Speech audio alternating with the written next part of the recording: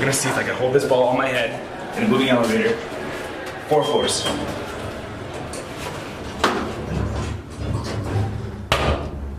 So we are back. We're doing Group D today. Once again, hey, shout out to Bad Monkey. Oh, their popcorn is so delicious. I've been eating these for like 3 groups already, and I'm not so full yet. Guys, Bad Monkey, thank you guys so much again for sponsoring this video. Yeah. Guys, welcome back, Madav.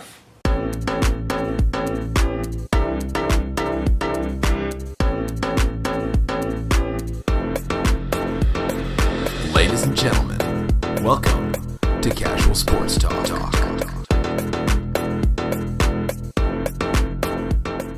Today we're covering Group D.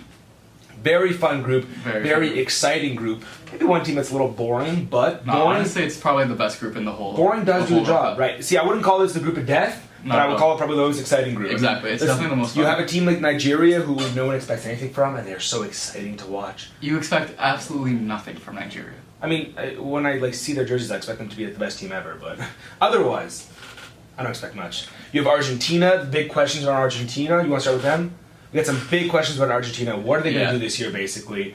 I mean, going into the World Cup, they already have some questions around them. Very, very, very, very, very shaky defense. Yeah. It doesn't help that Sergio Romero got injured. Sorry for that. It's Man U's fault. Whatever. Sorry for that. No, I mean, it's a huge, huge loss. He was obviously their first choice. Now talk to me. What do you think? Willy Caballero, is he able to handle world class? Willy Caballero is not able to handle world class. I mean, even if he's been playing in the Premier League for so long? He's been playing as a backup in the Premier League up until now, and I honestly don't think he has what it takes. But my well-known bias is that I am a huge Lionel Messi fan. And if that means anything, Willy Caballero will have the best World Cup of his life, so he can win Messi his first World Cup. Yeah, so that's a big thing also, right? Messi's turning 32, and he already retired from the team once. He's come back. This is probably his final World Cup. What do you think? Is there a storyline here? I think there's absolutely a storyline here. Because people place so much importance on winning international trophies. Look at Cristiano Ronaldo, for example. In the group stage, they didn't even win a game. They might have won one game, and then, Cristiano Ronaldo, even though he didn't play in the final, he has an international trophy. So all of a sudden, he's better than Messi, which is absurd to me. It makes literally no sense. So just because people place so much importance on it is why I think Messi's got to win this one. Just to silence all the haters. Definitely a bias. No, I didn't say I think they will win. I hope. But listen, let's go over their whole team. To just silence the haters a little. Yeah. Let's go over their whole team. On the defensive front, they are very shaky. Can Otamendi and Marcus Rojo keep track of opponent strikers? No. I mean, even in the group, you have a ton of questions. You have some great strikers on all of the 3 teams you're going against. Nigeria specifically, we're coming out to Nigeria soon, but all 3 of these teams you're coming up against have some great strikers. And then once you get out, because realistically they probably will get out, there is like a universe where they don't, you know what I mean? There is definitely a scenario in which they do not get out of this group, and it wouldn't be shocking to many. It'd be shocking to a lot, right? But it wouldn't be shocking to the whole world just because of it's honestly very possible that they don't make it out. But realistically, I do think they're going to get first in this group. I think they'll win out here, and it all depends who they face in the round of 16. Yeah, honestly, but when it comes to Argentina, there's a couple weak points we have to talk about. Yeah. 1, Willy Caballero, we already went through it. Their defense, 2, their defense, atrocious. There's a third one you're missing. The midfield. Oh my god. The problem is, all of the midfielders are the same. Lanzini, Lo Celso. By the way, Lo Celso, watch out for him this tournament, okay? Giovanni Lo Celso, 20 years old, from PSG, like, he's cracked into their team. He's made this team. He's playing amazing. They are playing in a very, like, deep role, though. Like, I checked out their formation before. They're playing him in a deep role. So, I don't know how that's going to work. He's playing alongside Javier Mascherano. Maybe mid-game they'll switch the formation up, go a little more attacking if they get behind. Yeah. But yeah, so he's like a real impact player for me at least. Otherwise, yeah, they have a lot of small players, a lot of small, shifty players that can move the ball around. Like Mascherano's expected to anchor this midfield potentially. And Mascherano's he has not played European football. You know, like it's a huge question. Can he do it still? Is he still physically capable? Who knows? So that's their weakest point. But we're going defense, we're going midfield, and now we're talking attack. Like the best attack. Attack will make up for anything. Easily right? the best good attack can sometimes make up for bad defense. No, it absolutely can. Offense, in my opinion, is the best for a defense. The more time you spend on the other team's half, guess what? It's not in your half. Yeah, I mean, you guys have a plethora of players here. Mario Kart, he would drop. But Mario Kart did not make it. Yeah, honestly, I don't even think Icardi fits the team, though. I don't think he fits their You style. have Aguero, you have Dybala, you have Higuain, you have Messi, even Pavon, Lautaro Martinez, he didn't even make it. He's still great. Like, you have all these great Argentinian strikers that should dominate Europe for years to come, by the way. What I'm scared about, though, is a lot of these strikers and forwards were there during the last World Cup. Mm-hmm. Now I'm scared that the current coach, he's not the same, but I'm scared that he's going to rely on the same strikers and forwards that they did last time. And that, to me, is when you have a big problem. When you ask Higuain, again, I have nightmares of that World Cup final. Oh my God. And that offside goal. I have nightmares about it. But when you ask those same players to do the same job again, we saw it in qualifiers, and we're even seeing it in friendlies now. Those guys, somehow, when they play together, they're just incapable. Yeah. They somehow forget how to play soccer for some reason, and I'll never understand it. So that's why I think you have to be bold this time around. You have young, up-and-coming players like Dybala, who's just about to enter his prime. You gotta give him the starting gig, and they're just not doing it. And I don't know how, when you already had so much such a hard time. Maybe he'll take an injury. Maybe he'll take an injury to force Dybala in there, right? I mean, God forbid, you don't wish an injury on anybody, but maybe Aguero goes down and Dybala, just like at Man City, Aguero goes down, Gabriel Jesus takes that role there. Yeah, that's true. So it's like, of course, you expect the most from Argentina. I mean, they have the world-class players, they have the experience, but do they have the defense to withstand opposing strikers? That is the real question here. I'm serious. Like, can their defense and their midfield hold up against all the other teams in this competition? We'll find out. But let's go to a very interesting team. Let's go to Iceland. Obviously, the big question, can they continue the momentum off of their Euro 16 performance? The Viking clap. That was off timing there. I'm not from Iceland. I apologize. Yeah, I apologize to any Icelandic people who I may have offended. Well, so, you know Brady, he offends Japan on a daily. He offended China, I'm pretty sure, last week. Like, Brady just offends all the countries. But at least with Iceland, you're offending, 300,000 people? Isn't that That's even worse. Okay, sorry, Iceland. I want to apologize. Listen, will their fans be there to have their back? That's a big thing for me. I think if their fans are there, they play much better. It's fan support can go a long way. Absolutely. I personally believe it. If you're looking at, I'll give you an example of the Stanley Cup Finals that's happening right now, or it might be done by the time you guys are watching this. Washington, they won their 2 games at home behind their fans. Like, Vegas did nothing. It just tells me how far a fan base can take a team. In my opinion, Vegas has one of the best fan bases. Oh, no, okay, we're not sorry. Matt is a Vegas fan. We can discuss this another time. Yeah. So listen, in this group, second place is up for grabs, and Iceland can totally snatch it. They are a very fun team to watch.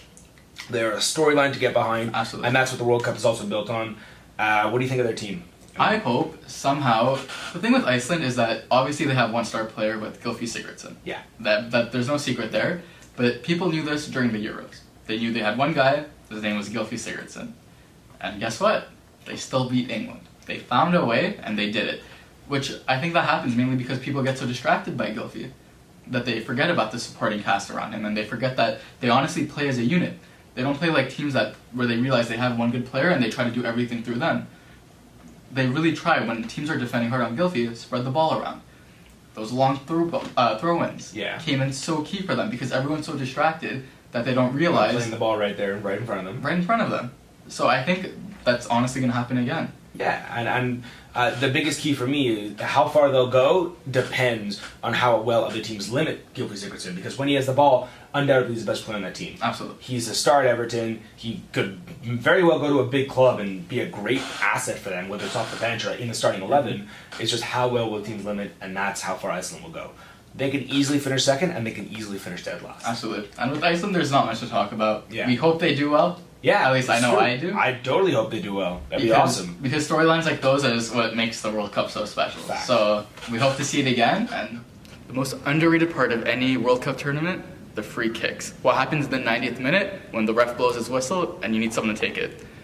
2 words: Gylfi Sigurdsson.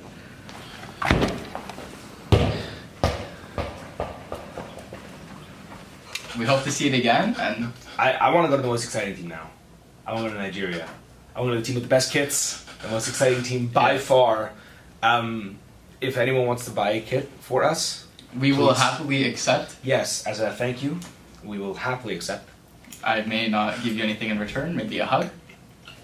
This soccer ball. I can give you the soccer ball. We can give you this ball. Yeah, We can I can give you Bad Monkey popcorn. I can give you a bag of Bad Monkey popcorn. The best popcorn. I actually love this popcorn. I'm like noshing on it right now, and it's so good. Like it's so good. Like by the time we're done this, I'm gonna be full, and then I'm gonna have another one after. So with Nigeria, like you said before, they probably are coming in expected to finish last. They don't have much expectations. They have nothing to lose, which like Iceland did in the Euros, like Wales in the Euros. Very similar. These teams, like Costa Rica did in the group of death 4 years ago. So these teams that have nothing to lose, obviously, for the most part, they show up.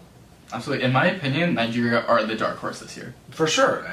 They're the team I think can either, like you said, finish last and do absolutely nothing, or somehow maybe even finish first. It's very possible. Like. And with them, I really just love talking about their team because you mentioned some players and you're like, oh, they're playing for Nigeria? Yeah, I mean, they have some top league caliber talent. Yeah. They have players playing in the Premier League, in Serie A. They have a young defense. Their goalie, he's 19 years old. I forget his name off the top of my head, but he's 19 years old. 19. He plays for Deportivo in Spain. He's 19 years old and he's starting for the national team in the World Cup. He's still growing. Yep. And with that... he's younger than me. I know, but maybe the occasion can get the most of him there. That's true. But they do have a ton of untapped potential that I think maybe could get tapped in this World Cup. I'm honestly very hopeful. So I guess it's worth talking about some of those players on that team. Yeah, I mean, for me, Ahmed Musa, even though he's not starting, coming off the bench, that quickness, he can have a huge impact on the game. Yeah. I'm telling you that right now. That quickness, I'm not surprised if it gets around Argentina's defense. I'm not surprised if they pot 2 goals against Argentina, maybe 3 goals. I can see Nigeria holding many teams off, 0-0, 1-1, up until like the 80th, maybe the 70th minute around, and then you bring a guy like Musa on. Oh my god. And easy. That's with some tired center backs. Easy like Sunday morning. Absolutely, with Fazio on center back who can't even run like 30 minutes. But Nigeria hold a serious threat. Yeah, so I think we both believe in Nigeria for this one. I mean, I'll name you some guys real quick. Ndidi from Leicester, Onazi, Obi Mikel, they're all very good midfielders, and the 3 of them, they're capable of controlling a game. Yep. So, I mean, Leicester bought Ndidi because they lost Kante, and he's been controlling the game for them and letting Mahrez and Vardy do what they do. So, he's already had Premier League experience at the age of what? You think he's 20, 22? He's still young. That right there, untapped potential. He is definitely a star for the future. And there's one guy who we forgot to mention who, in my opinion, is the star of their team. Who? Alex Iwobi. That's so true. Alex Iwobi. Over here. Yeah, Alex Iwobi, he is quick as well. He's still young. I think Iwobi, somehow, when he plays for Nigeria, he's a whole new player. He has all this confidence that he doesn't have when he plays for Arsenal.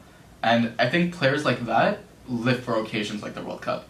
They live for the opportunity to play with freedom, with not so much restriction by the coach, and honestly, players like that flourish. I'm excited to see him potentially be a star at this World Cup. Be a star. I mean, listen, there's always these players that get out of the World Cup and then they get like $60 million transfers, like James Rodriguez 4 years ago. Yeah. Right? There's players that they create themselves through World Cups. Yeah. Iwobi can be wearing a United jersey by the start of next soccer season. The next Alexis Sanchez going from Arsenal to Man U. Exactly. See how the last one turned out.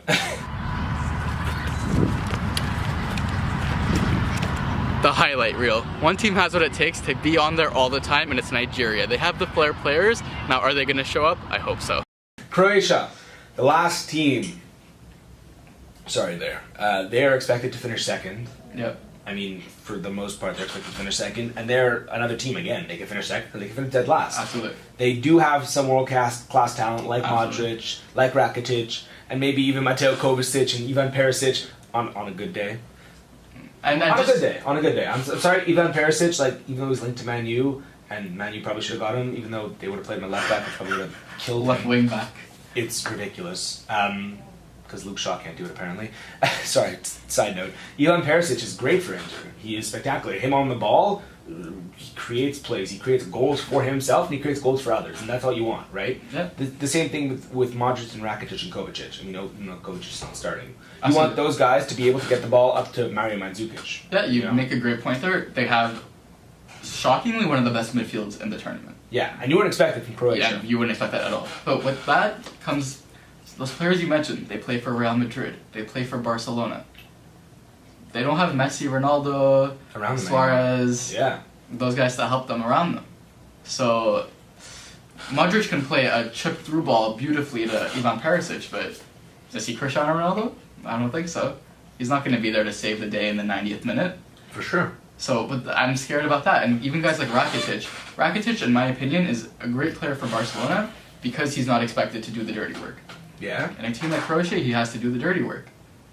So, is he capable of doing that? Well, let me ask you this. One final question. What's holding this team back?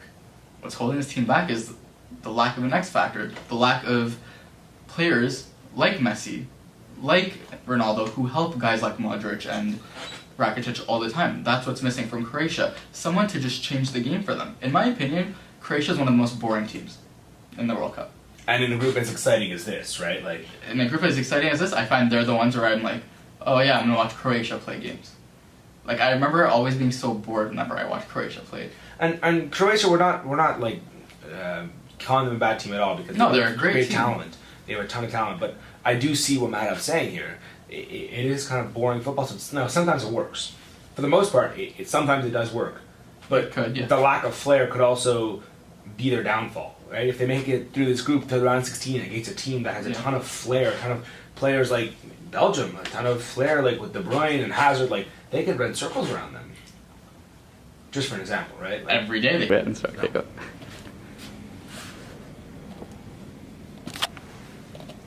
Listen, Madhav, I know what you're saying. Croatia, they don't have the biggest flair in the world, not the most exciting team in the world, but they grind out victories. I'm sorry, I agree with what you're saying. Luka Modric without Cristiano Ronaldo, he may be a little less Luka Modric, but I think he can still pull it out. I think Ivan Rakitic could still pull it out. I think Mandzukic has a couple of bicycle kicks left in him. I truly think the team can go far in this tournament. Defensive questions, throw them away, okay? Throw them away. They have the starting right back for Atletico Madrid that I can't forget his name right now. Oh my god, I can't believe I'm not remembering his name. Whatever. So that's what's holding Croatia back. This was the World Cup preview for Group D. Madhav, thank you once more. We'll see you for Group E.